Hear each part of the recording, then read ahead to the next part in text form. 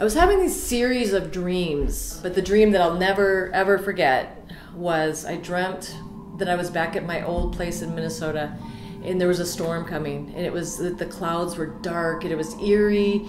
It's starting to thunder and lightning, and so I'm at the front door trying to get in, but it's locked, and I'm like scared because I know this storm is really going to be violent. So I ran to the side of my house, and I remember just putting my back up against the wall, and because there's a little roof hanging over, thinking that that was going to protect me. But the winds picked up and the thunder and the lightning, and all of a sudden this rain, it just took me up in this flood, and I was drowning in this flood. And I'll never forget like suffocating in this dream in my sleep, and I didn't know what to do except I knew to call out on Jesus in my dream.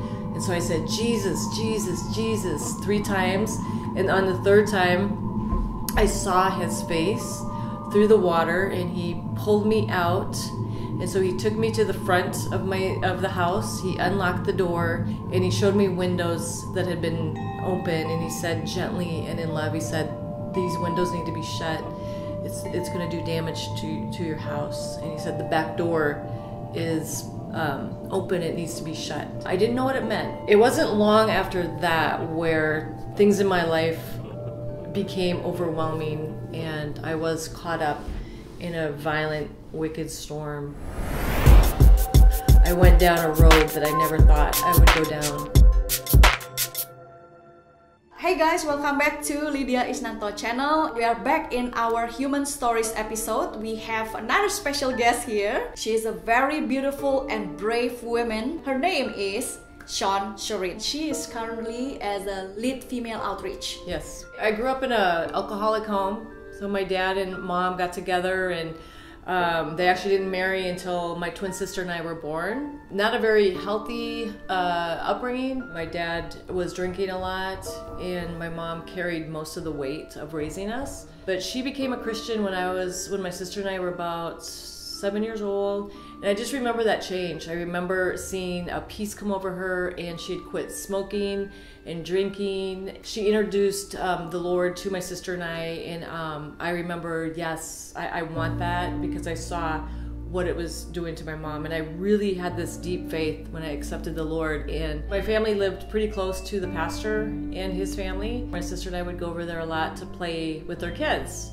Unfortunately, the pastor called me over to sit on his lap, and he touched me inappropriately. And that happened on several occasions.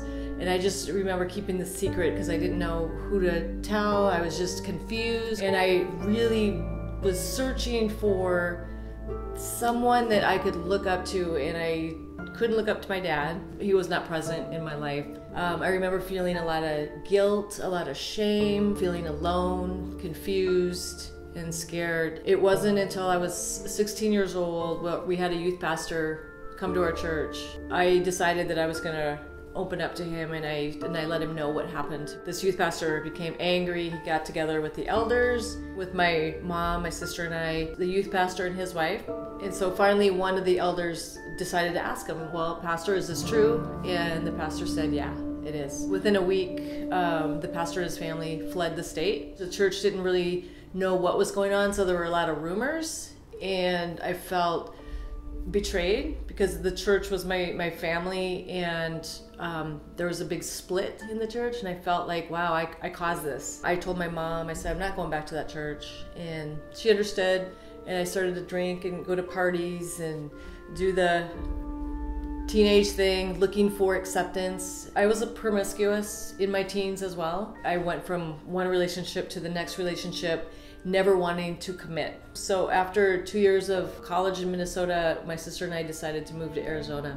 We got involved in a church down there, and we saw that, wow, there's people who actually live out the Christian faith. I met my first husband. I jumped into this marriage at 22, and I wasn't healed on the inside. I remember for a lot of the marriage I was depressed. We moved to the mainland. We moved to California, to LA. My husband at the time started looking around for another job, for another pastoral or youth pastor type position. And we had a phone call from a pastor in San Francisco. And we ended up moving to San Francisco.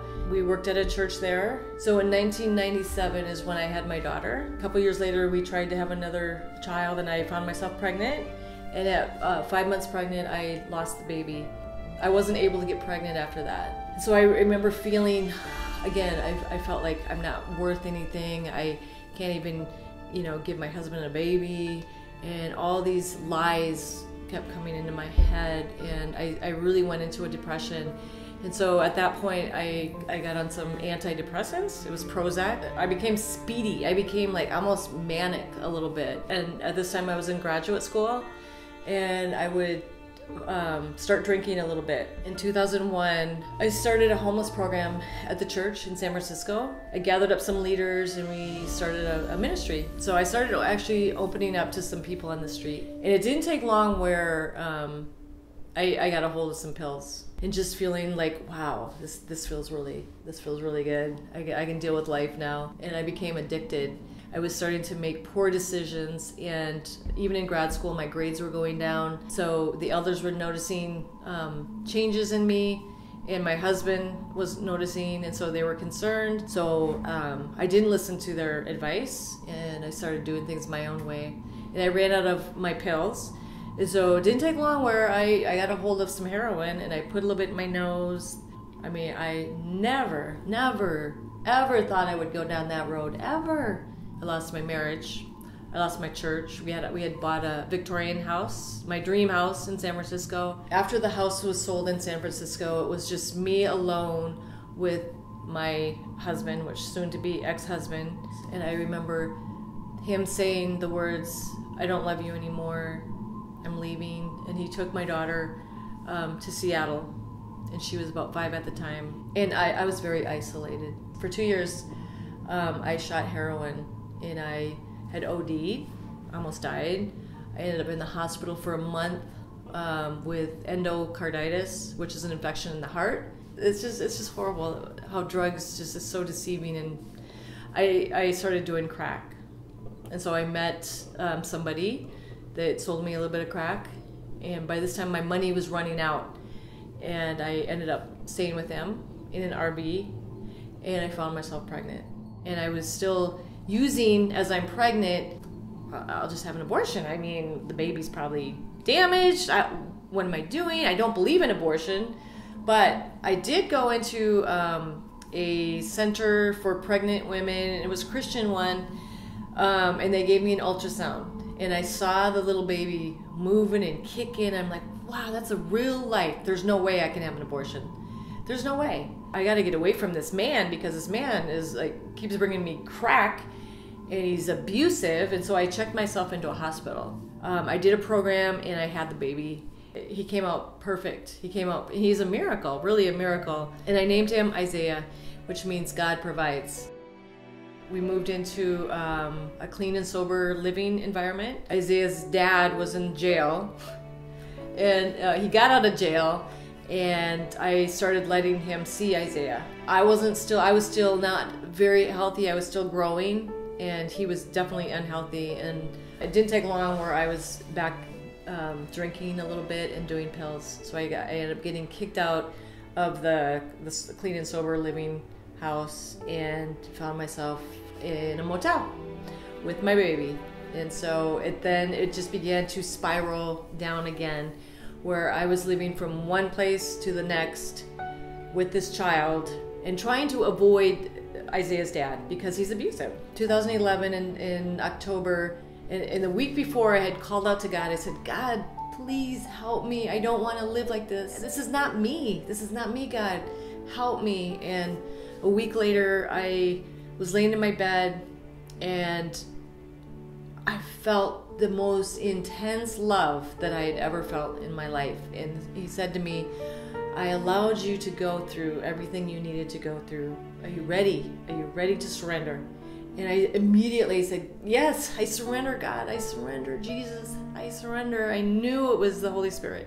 And I just wept like I've never cried before. It was like, wow, God really has been with me throughout my whole life, and even through my whole addiction. When Isaiah and I got on that plane from Seattle back to San Francisco, I remember feeling like every weight that was on me my entire life, every weight of depression, of guilt, shame, lifted off. As that plane lifted off, I felt it. I felt my eyes, my vision. I started seeing people in a different light. I started to feel love towards people, to feel compassion, and it was a spiritual experience. And then I got into a program for 6 months. It was an outpatient, and at that time I lived with my sister, and I began to really work on myself for the first time.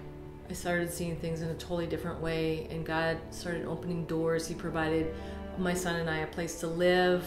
I started going to street church just to kind of check it out. I went with my sister. I remember seeing Dave, my husband now. I just remember observing him with the people on the street. That's really cool what he does. And I remember just watching him and thinking, if I ever get married again, which I never thought I would, I want to marry someone like that, because I could see his transparency with the people on the street and his love for people on the street. So 2 years into my recovery is when Dave and I connected, and we started dating, and I knew that God had put him in my life as a protector, as a father for Isaiah, as a wonderful husband who's very passionate and very protective. My story is really about redemption, and now I love the fact that I get to use my story of addiction, to help other women on the street. And just like that dream I had, Jesus pulled me out of that flood. Well, that flood represented addiction in my life. It was addiction, and those windows, I believe, represented the people, places, and things that I was involved in that were doing damage to me. And I believe that back door in my dream represented pride. God let me know that it was not over. And for anybody that's listening, it's not over. It's not over. God has a plan for your life. Thank you so much, Shawn. It's really amazing. And for the audience out there, thank you so much for watching. And don't be afraid to reach out, find the right community, and find help if you need to. And stay tuned for the next Human Stories episode. Thank you.